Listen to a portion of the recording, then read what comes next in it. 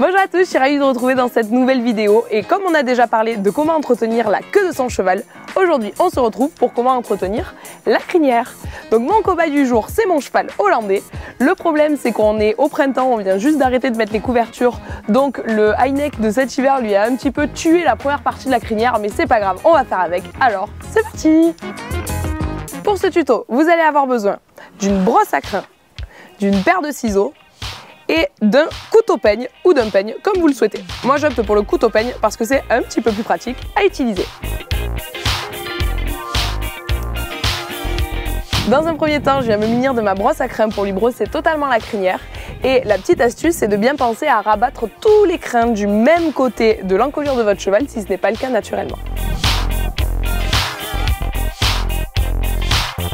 Une fois la crinière domptée, j'attrape mon couteau-peigne dont nous parlions tout à l'heure pour pouvoir commencer à égaliser. L'idée sur hollandais va être de réaliser une crinière ce qu'on appelle à une main. Donc en gros, un plat de main, un travers de main comme ça, ou une main et demie. Voilà, c'est à peu près la taille que je vais vouloir donner à la crinière d'hollandais. Je vais commencer à m'attaquer à cette partie-là qui est uniforme, puisqu'il n'y avait pas la couverture dessus.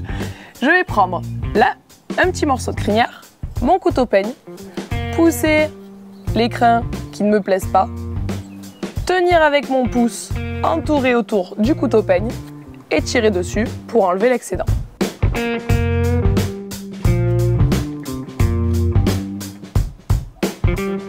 L'idée c'est d'obtenir le résultat le plus homogène possible. Donc de temps en temps, j'hésite pas à repasser un petit coup de brosse dans la crinière, voir où j'en suis, et puis si je vois qu'il y a des petites vaguelettes, eh ben je viens les égaliser à nouveau grâce à mon couteau-peigne.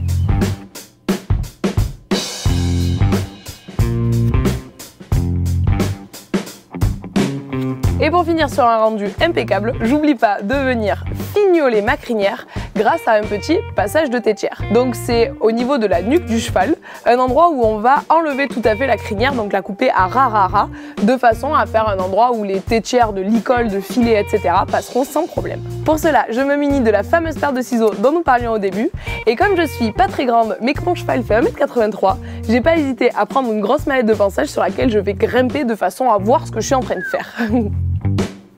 Pour pouvoir couper mon passage tétière, je viens décaler mon petit licol. On voit bien ici que l'endroit est fait assez régulièrement sur mon cheval. Je me sers de la paire de ciseaux avec l'incurvé vers le haut si j'ai des ciseaux arrondis. Et je viens tout simplement les plaquer sur la nuque pour couper.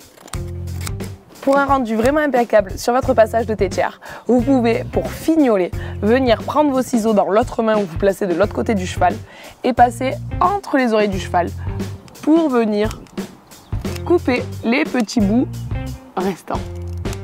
Et pour finir, je tenais à vous dire de ne pas vous rendre fou. Si le premier jour où vous coupez la crinière, elle n'est pas parfaitement égale, c'est pas grave. Une crinière, on dit que ça se coupe en 2 jours. C'est-à-dire que le cheval, on va lui couper une fois, il va vivre avec, les crins vont repartir dans tous les sens et le lendemain, on va pouvoir faire une crinière parfaite. Donc ne vous prenez pas la tête si c'est pas parfait à la première seconde, c'est tout à fait normal. Et ça y est, vous savez maintenant couper la crinière et le passage tétière de vos chevaux comme des pros, donc vous êtes devenus de vrais grooms professionnels. J'espère comme d'habitude du fond du cœur que cette vidéo vous a plu. Je vous fais tout plein de gros bisous et je vous dis à très bientôt.